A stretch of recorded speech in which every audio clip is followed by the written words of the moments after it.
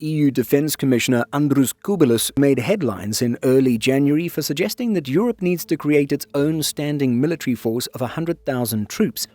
It's a seemingly crazy idea that happens to be discussed every few years that no one seems to want to take seriously.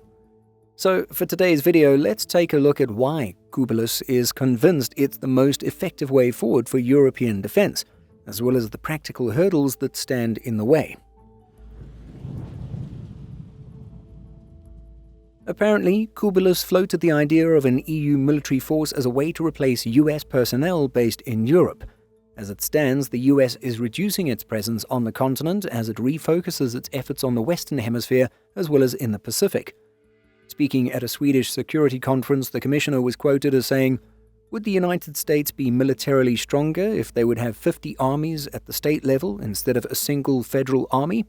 50 state defense policies and defense budgets on states level instead of a single federal defense policy and budget?"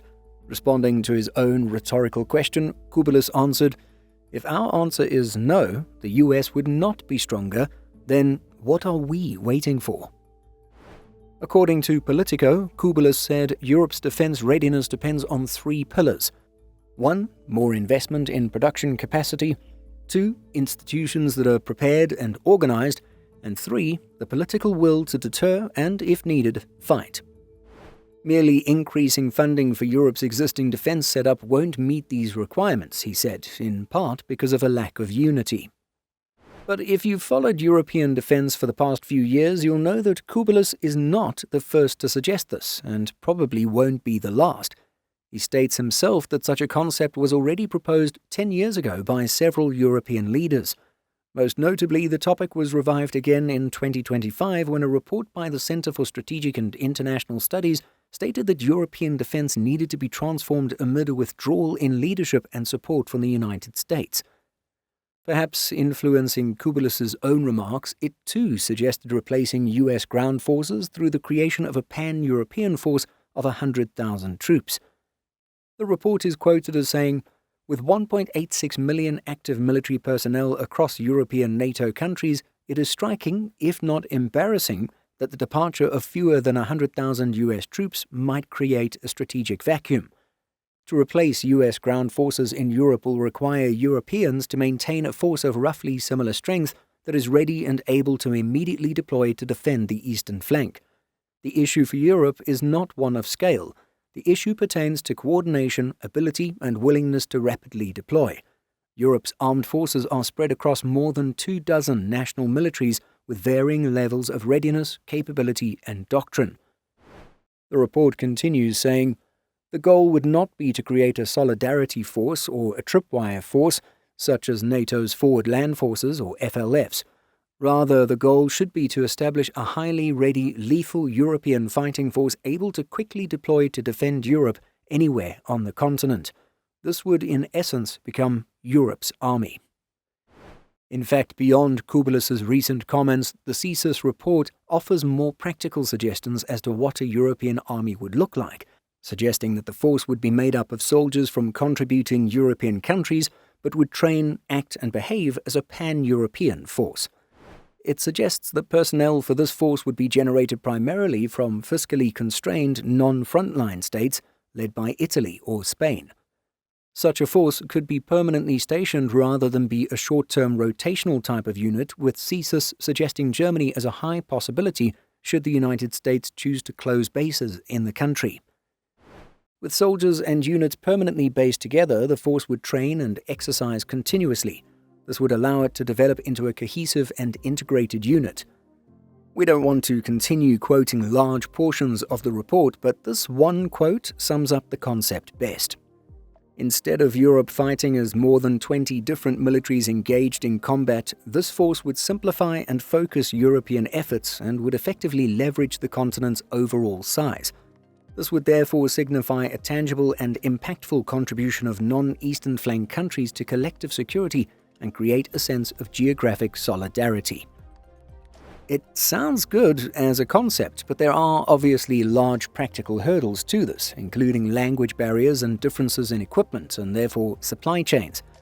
Maybe the NATO FLFs can pull it off, but we're sure things would be more efficient if equipment were unified.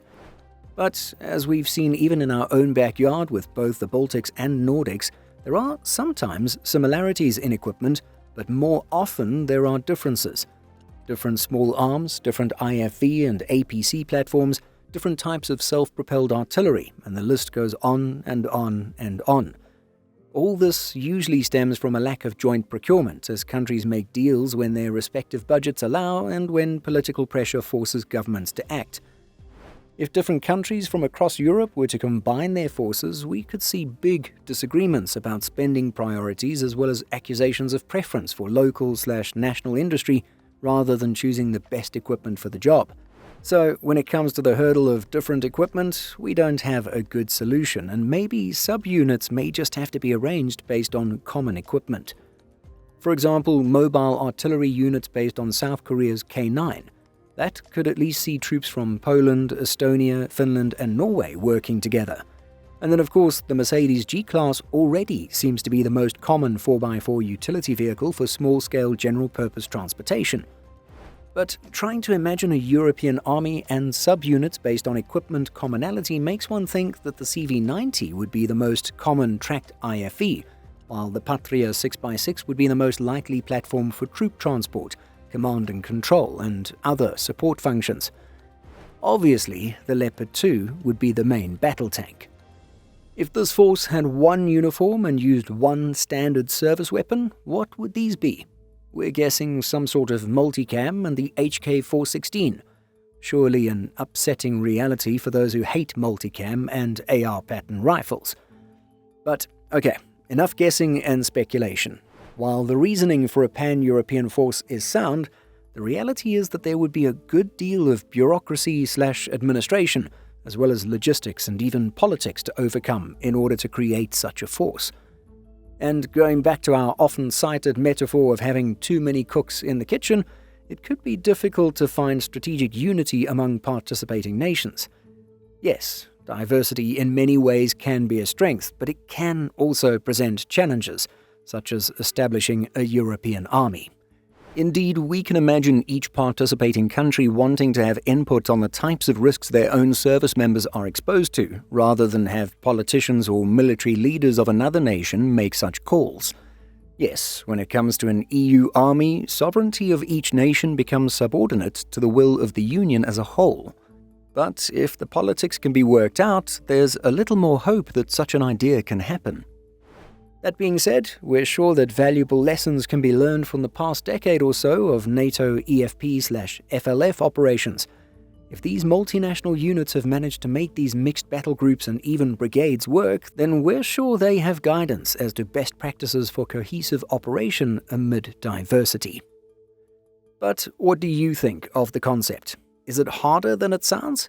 Or perhaps you're of the opinion that it's not that difficult and just needs sufficient political will? Let us know what you think by leaving a comment.